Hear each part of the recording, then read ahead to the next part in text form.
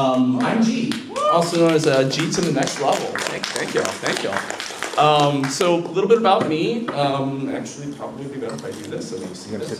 But yeah, so a little bit about me. I am a content creator of all sets of varieties. I do YouTube, I do Twitch, I'm an aspiring author. I'm now doing more things like through TikTok and a couple other collaborations that I'm doing as well.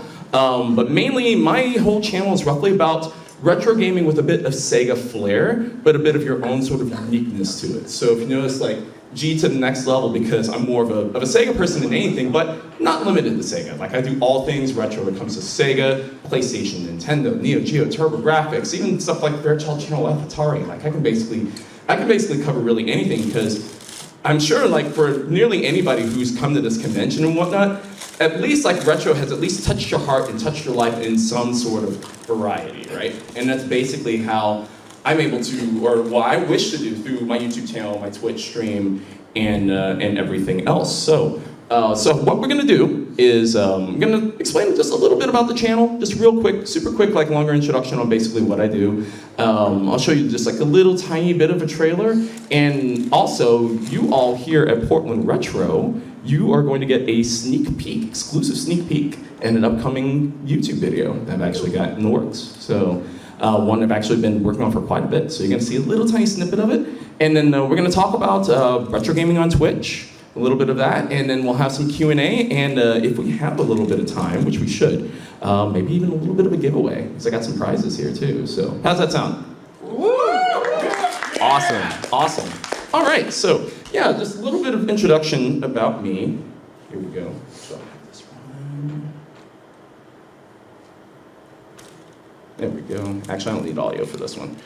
So basically, this is just a little snippet of who I am. And I've been doing YouTube for roughly about 5 years. I started off on another channel called iRetro Gamer, which is now known as My Retro Life. He brought me onto his channel as just sort of a co-host, just to randomly talk about Ghostbusters 2 on the NES. And because I was just trying to figure out, like, because I've always wanted to do something like YouTube for so long, but I just kind of was spinning my wheels. I couldn't really tell exactly like what I wanted to do, how I wanted to present myself. Like, what's your gimmick? What's your catch? And that's generally the thing that I think about when anybody does content creations. Like, I think anybody should definitely try it if you want to, but it's like, what's really the thing that makes you unique? And for me, it's basically about SEGA, because even though I started with Atari and with the Nintendo and whatnot, my gaming life really started at the Sega Genesis. I even competed in the '94 Blockbuster World Championship, if you saw that. I didn't make it past the semifinals, but I did compete, and it was pretty awesome. But I do all kinds of different things on YouTube, and I've been doing it now for about 5 years. I've been doing Twitch for roughly about 1.5 years. And basically, we'll talk a little bit about, like, you know, why I chose Twitch over YouTube when it comes to streaming and whatnot. But as you can see right there, I'm a huge fan of Sonic the Hedgehog as well. That little blue hedgehog essentially changed my life back in '91, and ever since. And who's excited for Sonic Frontiers? Huh? Are you excited for Frontiers? Yeah, no, it's gonna be amazing. It's gonna be amazing. But that was really, what you saw there was just like a snippet of my Sonic collection video, which I basically filmed in a day, and I recorded and edited in just in like a few hours, just kind of quickly slapdash something together, and I totally didn't even realize that, like, once it dropped, it boomed. Like, it's almost at like 100K as far as like views go, and that's amazing for somebody who's just starting out. And I owe a great deal to him, you know, and a great deal to just the SEGA as a whole. Even SEGA now, I'm part of a special charity organization called Team SEGA, where through Twitch and through other streams, we do charity streams to raise for various funds. Like, we just did one for what's known as Mermaids UK. It's a transgender support group in the United Kingdom, and we raised over, what, 20,000 pounds between all of us for that. It was amazing. It was absolutely amazing. So throw it on board. I'm also part of the Capcom creator team, so you might see like some cool things happening with Capcom IPs and whatnot through that as well. But it's been so amazing in such a short time, and just, I can't really thank everybody enough for how supportive it's all been. And like I said, for somebody who, this is my first year, like this here at Portland, it's amazing. So just a kind of a snapshot of a few of the things that I do on YouTube. Here we go. I'll show you a few of the things that I got working on. Here we go. So, here we go. All right. So, this is what's actually coming up next on my channel. One of the series that I like to do is called Level 10, where we normally do, like, say, your top 10s. Like, you know, a lot of YouTubers and whatnot, they like to do their top 10s, right? Just because, you know, they're fun and they're good to do, and then sometimes you have ones that really, like, pique your curiosity, right? So what's coming out that's pretty soon that I'm really excited for, it's right before Sonic Frontiers, but I'm actually very, very excited for is the release of the SEGA Genesis Mini 2. And I love the SEGA Genesis Mini. It was a wonderful little mini console. I can't wait for this new one. So when we were looking at the game list, I was like, even though this game list is fire, there's still some that I think are kind of missing, right? And that's really where it comes down to. And so I did one before when Sega released the Sega Classics collection, and people seemed to like that, so I was like, okay. But this is just one out of 3 Genesis Mini 2 videos that I've got coming in the pipeline.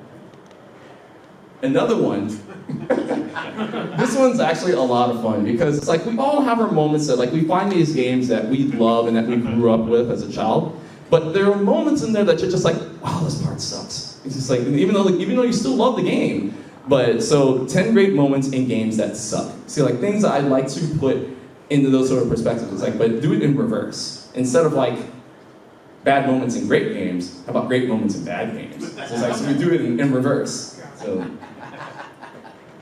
And here's another one where the TurboGrafx 16 Mini, another system that I love to death. And this one I'm actually going to be pulling out of the table too, because I know the Mini's been out for a while, but this is one that I love the TurboGrafx 2. Very underrated system. Like, very, very underrated system. But yeah. And this one, so this is one of the new series I've actually got in the pipeline. This is called From Gutter to Throne. And what it is it's a ranking series where basically I'm going to take everything from one facet, so like, say, in this case, again, going back to Sega, because the 32X, I have a real love-hate relationship with the 32X, because, like, I got it, and unfortunately, because of how quickly it failed and whatnot, it kind of burned the relationship between my parents and Sega. They honestly never wanted to buy me another Sega product ever again. but I still unabashedly love the 32X. Like, I think it's still a great system, so yeah, we're doing it. We're taking every 32X game and we're gonna rank them from gutter to throne, but keep this in your mind for just a few moments. So another series I like to do is called Console Consultation. I don't know if you saw in that preview video that arcade one-up cabinet that I had, and the Retro Freak. I normally like to take newer retro-style products and do a full-on deep dive and review into them, like do an unboxing, talk about what's in there, talk about the performance, talk about the feel, talk about the marketing, talk about all of that. And I actually managed to get my hands on an Atari VCS, and to be completely honest, I have no idea what I'm doing with it. So I figured that would actually be a really unique take, because when I look at all the other reviews and whatnot that basically do like a full-on dive on it, nobody really looked at it from like a noob's perspective. So I was like, you know what, that might be fun. Like, that might be fun. But that's part of one of my other series, Console Consultations. I also did one on the Atari One-Up Golden Axe cabinet, which is actually really cool. Another one in the pipeline, this I'm going to premiere in November. This is actually called Mascot Mania. One of my favorite genres of games is mascot platformers. Of course, Sonic, right? But yeah, Sonic, Mario, Crash Bandicoot, Klonoa, like all those big names, right? So what do they mean to me and what do they mean to you? So what Mascot Mania is basically I'm gonna focus on one character and then take a look at what the character means to me and a little bit of its history, why they're close and fondness to my heart. Now, for those of y'all who don't know who that is, who that smug dude is, that's Awesome Possum. You don't know who Awesome Possum is? Yep, Kicks Dr. Machinos, but I'm awesome. Yep, that's Awesome Possum. So, and what it is, I'll take, if a game that has more than one game, I will pick one game that means the most to me and do a quick review, and then synopsize over the whole mascot's history. So, Awesome Possum only has one game, so that makes this one a little bit easier. But on this one, I'm very excited because I actually have quite a few special guests that are actually going to be showing up in this video. So very happy about that. But that one is going to start in November. From Gutter to Throne is actually going to start at the end of the month. And going back to console consultations, so who here has Nintendo Switch Online? All right, now how many of you have the expansion pack? Okay, so you've got a couple of y'all that have the expansion pack. So again, this was something that I had to dig into because who better? Because like for Genesis, and when they announced that Genesis stuff was coming to Switch Online, I got excited.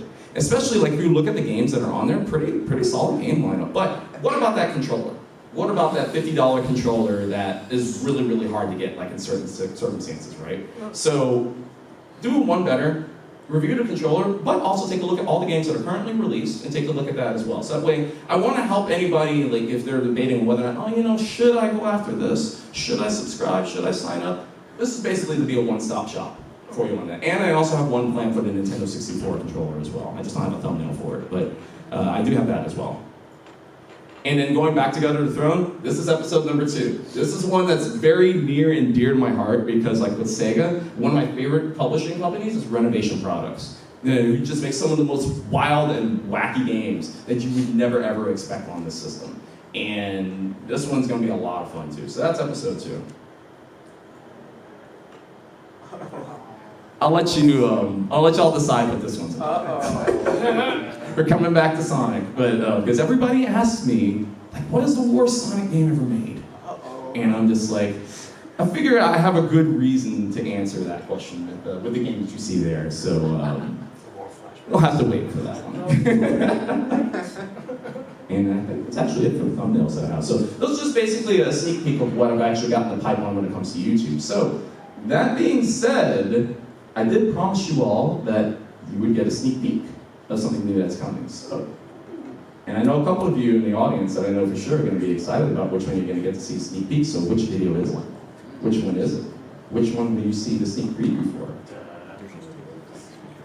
It's this one. So yeah, I'm going to take a little tiny bit of the 32X so you get a good little snapshot of what the From Gutter to Throne series is like. And yeah, let's go ahead and hit that. All right, let's do it. Oh, I'm not getting audio. Hang on. Actually, no, it's on me. Give me 1 second.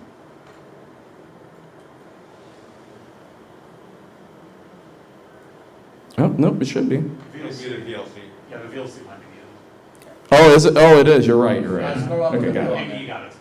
The company's biggest missteps in the almighty console wars of the 1990s. Many people see the Sega 32X as one of the company's biggest missteps in the almighty console wars of the 1990s. I can see why Sega wanted to bridge the gap between the previous generation of the Mega Drive and the future, i.e. the Sega Saturn. In the West, the Genesis still had plenty of life left, and while I feel that the 32X was a conscious effort, in the end they really should have just cooled their jets a bit and let the Saturn run its course. Alas, the 32X wasn't long for this world. It wouldn't even be the first attempt of Sega trying to jump the gun on its competition, and it most definitely would be their worst. But it really should be no surprise to you that I'm a huge fan of the 32X. I love the system dearly, dearly. In fact, I remember that Christmas morning, the year that the 32X was launched, when my parents got me the 32X, and they got me these 3 games. They got me Virtua Racing Deluxe, Doom, and Cosmic Carnage. Well, 2 out of 3 ain't bad, right? The system is mostly seen as a bomb, but the quality of the small game library is what routinely comes up for debate among the retro community. Some say that the 32X game library is filled with gems, while some say it's one of the worst in history.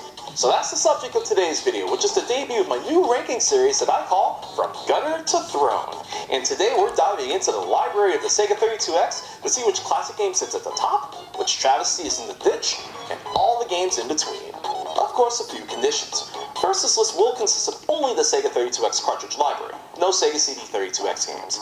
I want to keep the list fair, and since they're all just enhanced ports of Sega CD FMV games, I may save those for a future list. And one 32X cartridge game will be omitted from this list, and that is Sengokushi 4, the Japanese exclusive port of Koei's Romance of the Three Kingdoms 4. I've never played any of the games in this series, and since it's very Japanese language heavy, I can't review it. So if you have played it, consider Sengokushi 4 ranked where you believe it should be. That being said, strap yourself in, get yourself your favorite beverages and snacks, as we're going to take a look at what takes home the gold and what sits in the mold, as we take a look at every Sega 32X game and rank them from gutter to throne. I'm G, and welcome to the next level.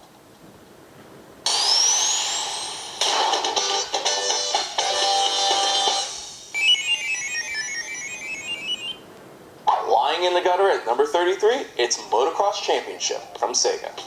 Extreme sports were all the rage in the 90s, so it makes sense that Sega would want an extreme sports game for their 32X lineup.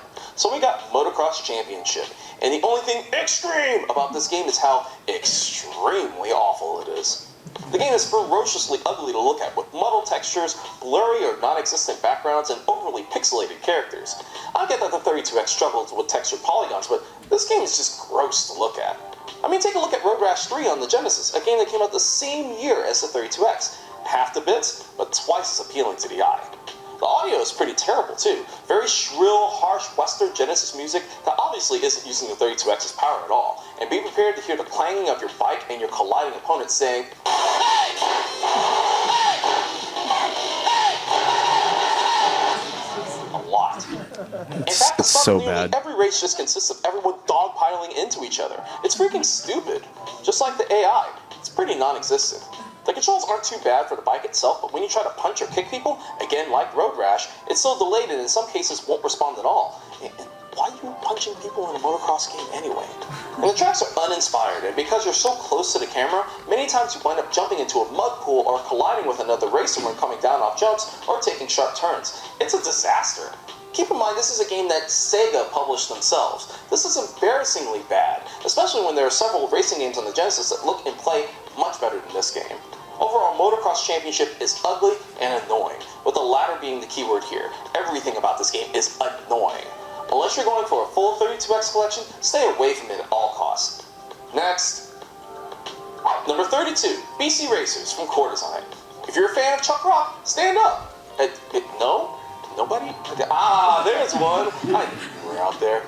BC Racers is a kart racing game that's a spin-off of Core Design's Chuck Rock series, and the 32X version is a port of the SEGA CD game of the same name. And like you'll see in many of the games that make up the lower half of this list, you'll question why they ported it to the 32X in the first place. I actually kind of like the SEGA CD game. I mean, it's not mind-blowing or anything, but it has a consistent frame rate, good soundtrack, and you can attack in two directions. The 32X version is worse than the SEGA CD original in nearly every way. Not only that, it's another 32X game that's just ugly to look at. You got pixelated character sprites, environments that try way too hard to be cartoony, and the frame rate is all over the place. Some stages are just a nightmare to get through, like this nighttime stage where you can barely see in front of you, or this forest stage where there's just too much going on. But what kind of frame rate is that? Yes, the controls are very slippery. There's no brake or drift button, so I want them crashing into the signs or environment even when they're slowing down to a proper speed. This happens a lot, so you'll find yourself crashing out of races more often than you'd like. The whole game is just very mediocre. The colors are blah, the music is boring, the characters are all very uninteresting. In fact, probably the most interesting thing about this game is this random muscle-bound dude flexing during the character select screen. Like, he's not even playable as far as I know, so why is he there? Is he a recurring character in the vast Chuck Rock universe? Someone's gotta have an answer.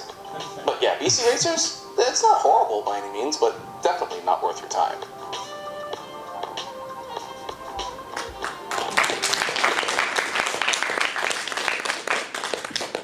All right, so I've actually been working on that one for quite a while, and I'm thrilled to announce that, I am thrilled to announce that it's actually going to be released at the end of the month. So, very, very happy about that. Sweet. Oh, never mind. All right. I assure you I know how to work these things. All right, so, yeah, that's pretty much YouTube as a whole, right? And I'm really looking forward to the future. There's going to be a lot of good stuff that's coming to the channel. And I know that I had to take a little bit of an extended break for a while for various reasons, but I'm glad to be back in full force. So, that being said, what was I doing in the meantime? Well, I got bit by the Twitch bug. Like, who here watches live streaming on Twitch? You? Giant, yeah, I hear you. Giant, yeah. I know we've got some data issues right now. By the way, Twitch chat, how you doing? We're actually live on my stream right now. There you go. But we're trying to anyway. Yeah, it's like data notwithstanding, but yeah. So I roughly stream about 4 days a week on Twitch, and Sundays, Mondays, Tuesdays, and Thursdays. And I try to keep things in the same sort of variety, but also I do modern stuff as well. So like Sundays.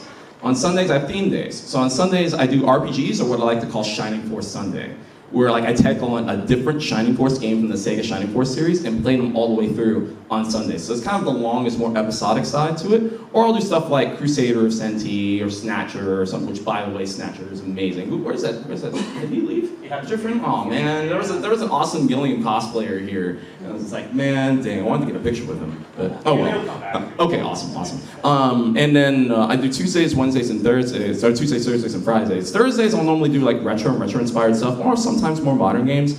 And then Fridays is community night. So community nights, like I'll do on the Switch mainly. So we'll do Mario Kart, Mario Party.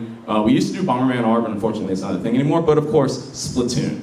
Who here are Splatoon players here in this audience? Heck yeah. No, I love that game so much. Like I would have never imagined like how much that game would become huge for me. You know, it's a big thing. And then Tuesdays most especially, because going back to being retro focused, on Tuesdays I do viewer request night. And so when I do viewer request night, basically you request games for me to stream. So whether it be on Genesis, Super NES, or PlayStation, I'm going to expand that a lot more too. So you use your channel points. You know, when you watch streams on Twitch, you get channel points. You can use those channel points to request a game for me to stream specifically for you, which is really, really awesome. So just to kind of get a little tiny bit of what my Twitch channel is like, check this out.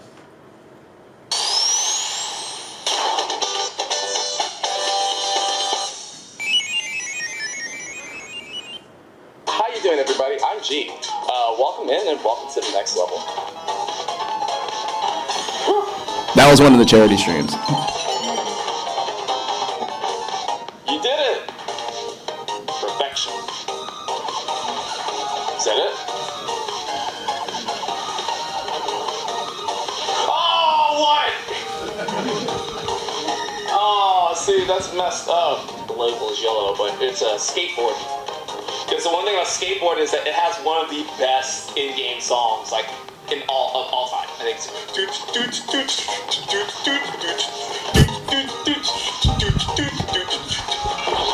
You know what? You want to do that, bud? You want to play that game? I'm okay with playing that game. Bye-bye! I want to be the very best. But no one ever was. To catch them is my real test. To train them is my cause. That's my wife, by the way. In a world where pizza always responds, a select few are chosen to pick the ones that are worthy of being eaten. Which ones will rise and which will fall. Coming to theaters near you as the dough rises. Rated PG-13. I don't know where I was going with that, but there you go. Oh, no. Go.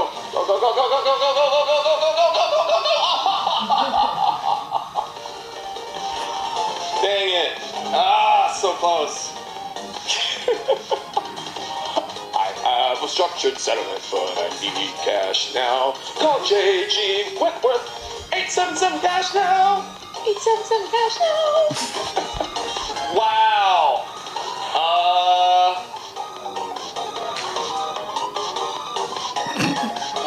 Yeah, that's not normal. Masupalami as he's going through the jungle, got the tail that's been having it. Swinging time singing. Hooba! Hooba! Hooba! Hooba! Masupalami. Yep. If you know, you know.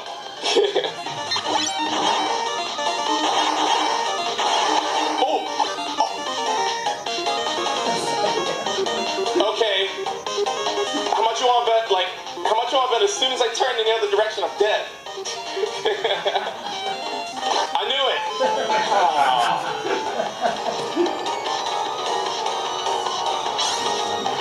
What? Oh my God! Really?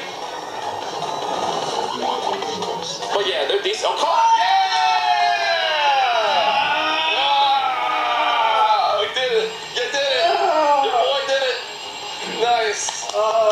There it is. Cheers. Cheers all around. Boom. Drinks on me. Sometimes I cosplay too. Well, back in my day, we used to slay demons one-on-one, and this annoying mutt named Tanjiro Kamado kept on getting on my nerves. I wanted to slay him with a floor rush. Dang, this thing's hot. It's freaking hot. That was a sponsored stream, by the way. Let's see if it's boobs. Alright, Kale says it's boobs. It looks like a booba lady. Team Boob. It is booba. Oh, that's two Tyrus, that's why. That's why it threw me off. I was just like, wait a minute, is it Tyrus? It's Golden Axe 2. Her outfit's different. That's why. Oh, go team. Alright, so what are we doing here? We're actually raising money for Team SEGA. We're raising money for Mermaids UK. It's an awesome organization to help transgender, non-binary, and gender fluid youths and their families. If you type an exclamation point charity or exclamation point donate in the chat, you can help out. If we hit 1,000 pounds, we'll play the Aerial Little Mermaid on stream. Boom.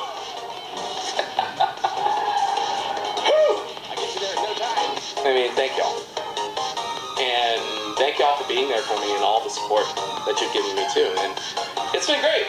Now, this is only the beginning. Y'all been awesome and amazing, and I hope that, you know, after this, we'll continue to be awesome and amazing. So yeah, that's me.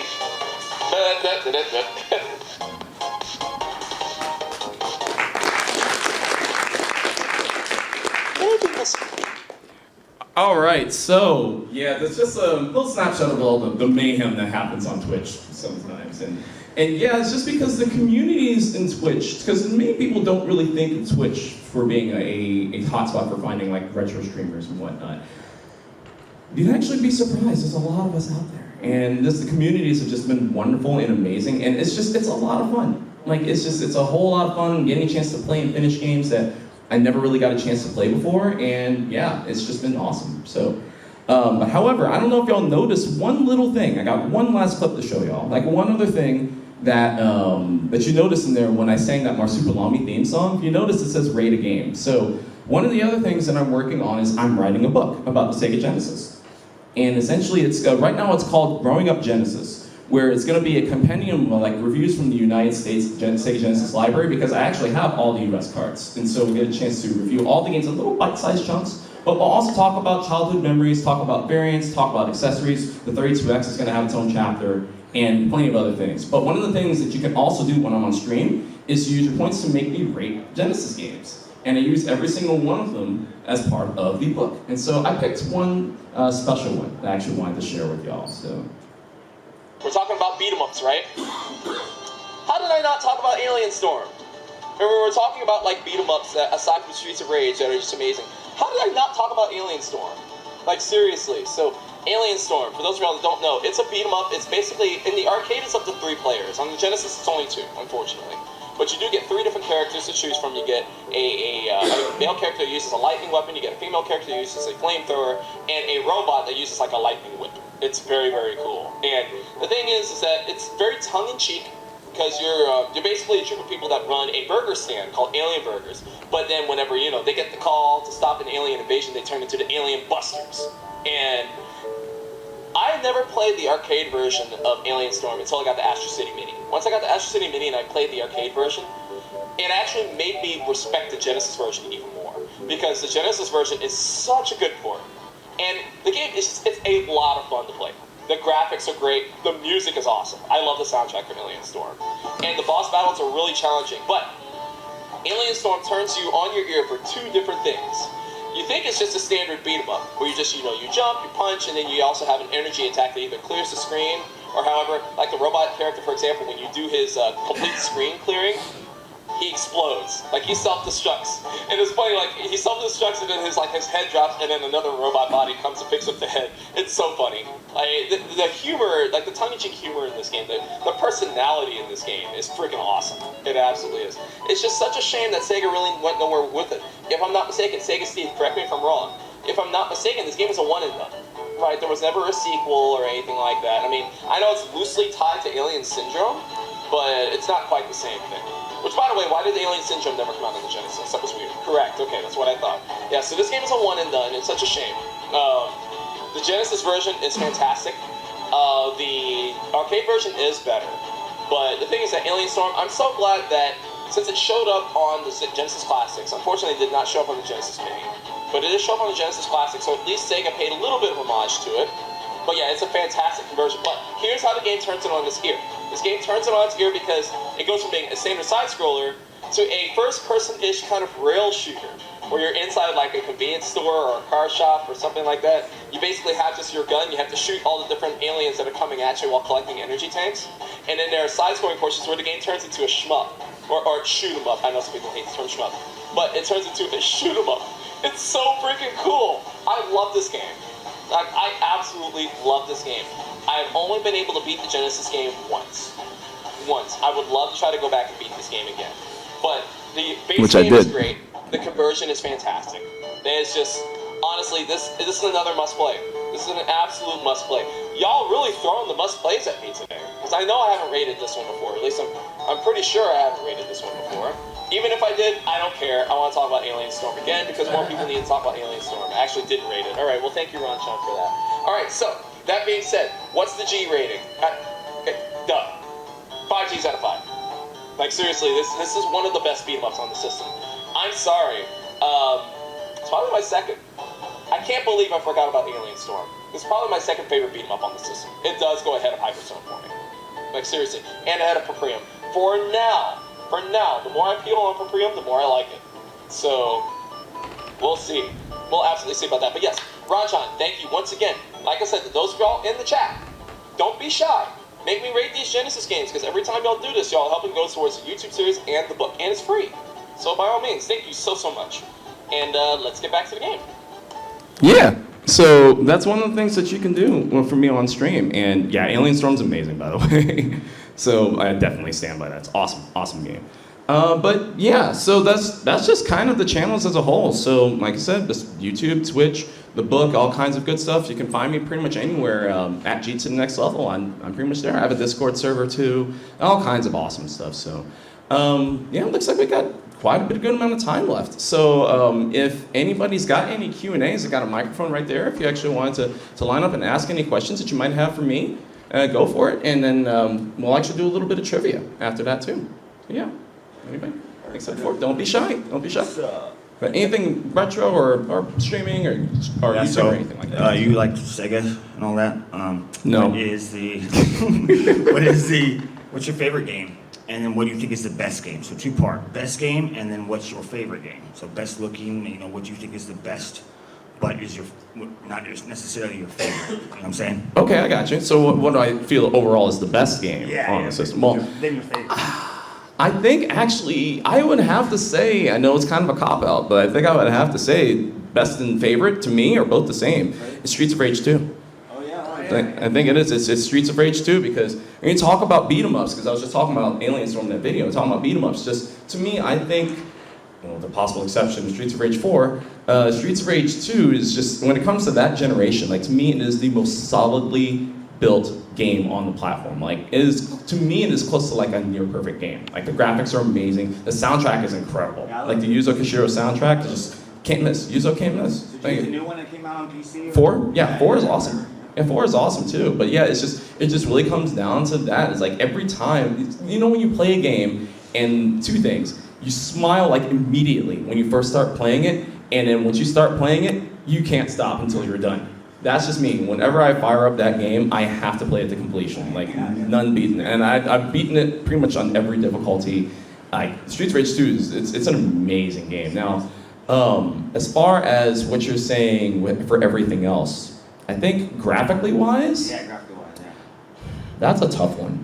And we're talking about official releases. I'm not going to throw like homebrews or newer ones or anything like that. Official release is probably, in my opinion, the best looking game or the most graphically impressive game on the system.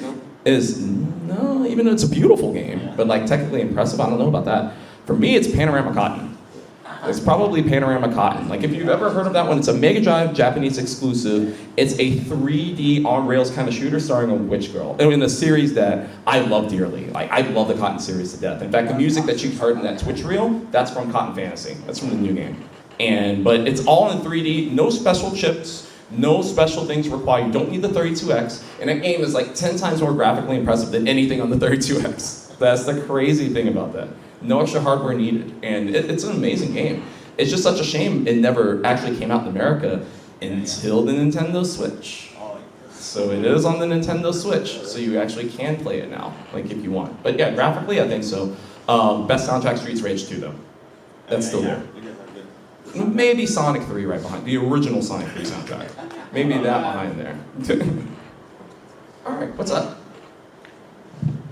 Well, given that you've been around all the other consoles, where do you think Sega went wrong? Because I kept thinking about my childhood, and Nintendo did not release their 16-bit system until the 90s. I think Genesis was a couple of years before that. Correct.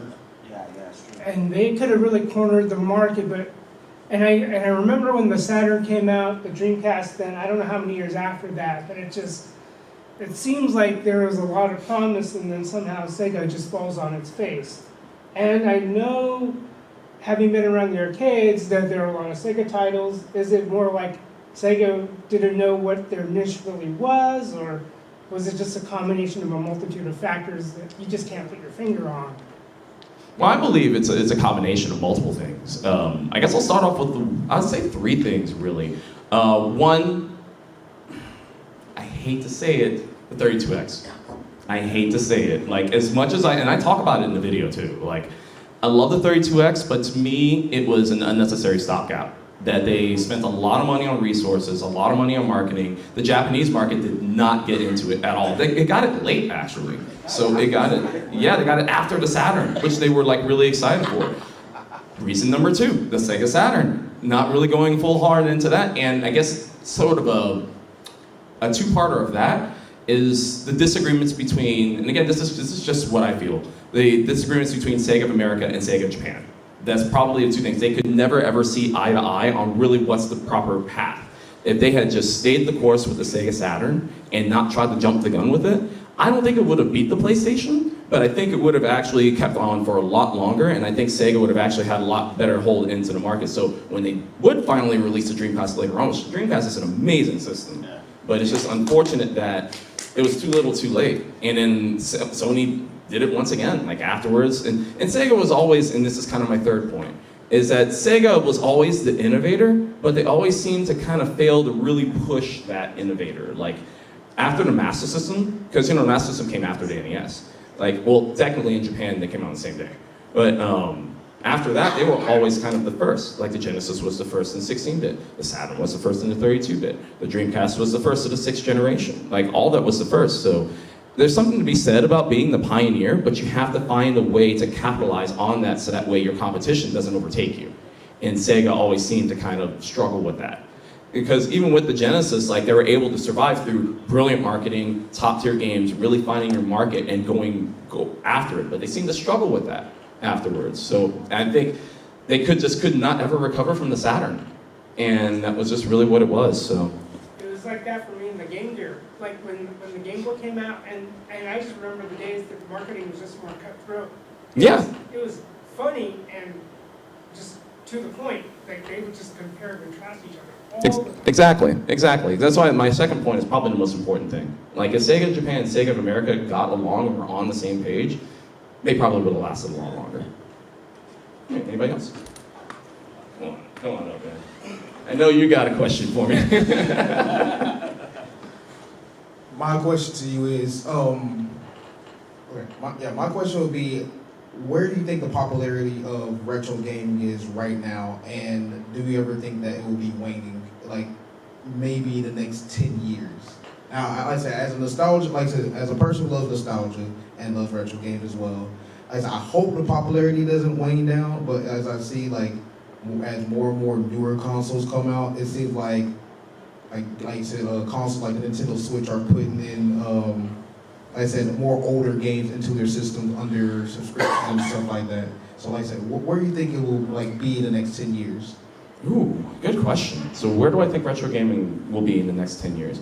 I think there's always going to be a place for retro gaming. I think it always will be. It's just that what I've normally seen is that as the generations change, as we all start aging, it's like we all start aging, and then we have children of our own, if you have children, it's like we have children of our own, and they start getting into it as well. That once that next generation starts going up, so like say right now, like the more popular thing is the 6th generation, like PlayStation 2, GameCube, Xbox, all of those, and to an extent Dreamcast. Like all of those really starts, and I think that due to these new retro compilations that are coming through and stuff like the Nintendo Switch, it's one thing I love about the Switch is that the companies have really, really taken it back, like, hey, let's bring these old games back and have them digitally available. You can take with you anywhere. Like the Ninja Turtles Cowabunga collection just came out. Like, it's incredible. An incredible collection. The Atari 50th anniversary one is coming out. I think there's always going to be a place for it. I just feel that, like, over time, the older generations are probably going to start, because, like, nobody really talks about Atari right now, right? It's like nobody really talks about Atari, unfortunately. I love Atari, But it just seems like just over time, within those next couple of years, the 16-bit generation, Super Nintendo and Genesis, they're always going to have their really avid fans, but it's still going to gradually decline over time until we get to, like, say, the 7th generation when things start getting a little weird.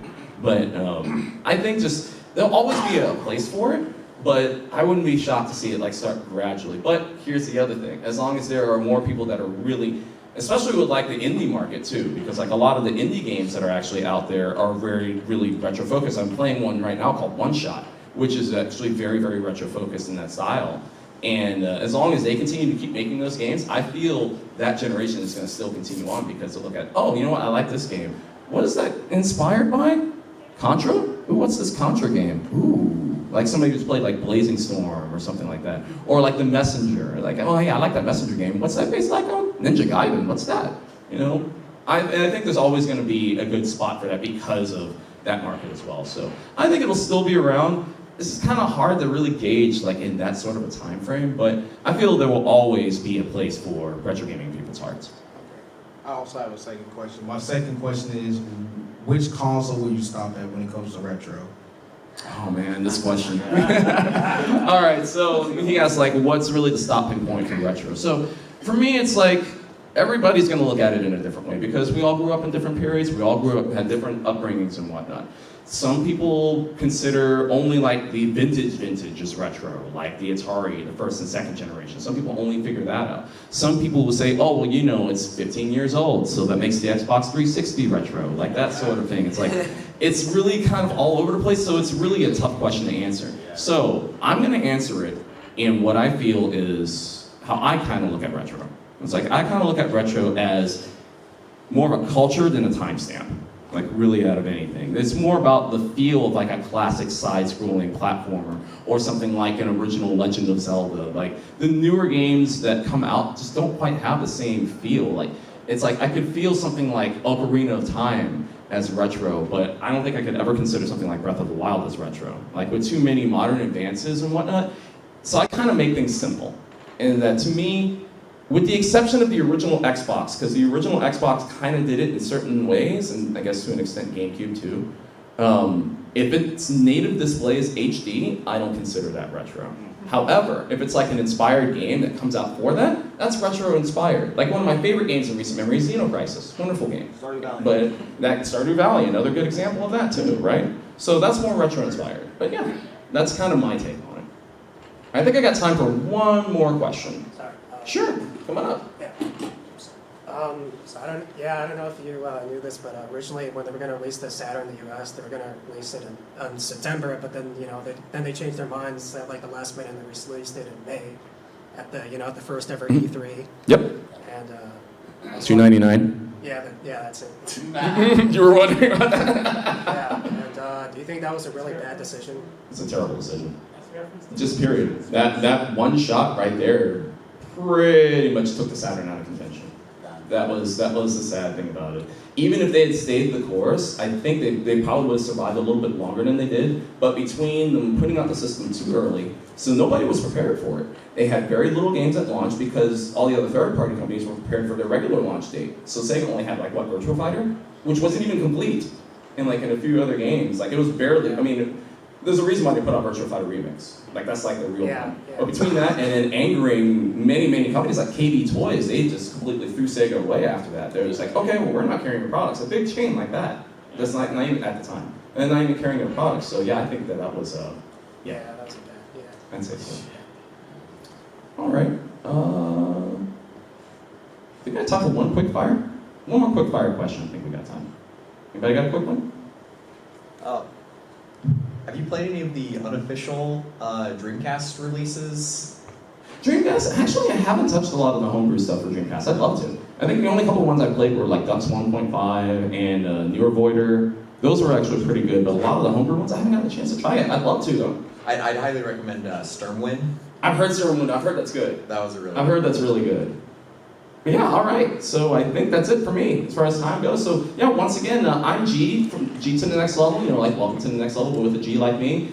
Yeah, you can find me pretty much anywhere: YouTube, Twitch, TikTok, Instagram, Twitter. You pretty much name it, and I find it. And once again, I'm thrilled and honored. Huge thank you to Portland Retro for bringing me in And yeah, I hope to see you all throughout the con. If you'd like, I'm actually going to be doing an autograph session in about 15 minutes. If you'd like to come see me there and come hang out and chat for a little bit. But yeah, I really want to appreciate you all coming out. Thank you all so much. And as I always say, be you and be awesome. I'm G, and I'll see you on the next level. Thanks, everybody. Please don't forget to like and subscribe, and to the right are the playlist of the Portland Retro 2022 and some other interesting videos. Thank you.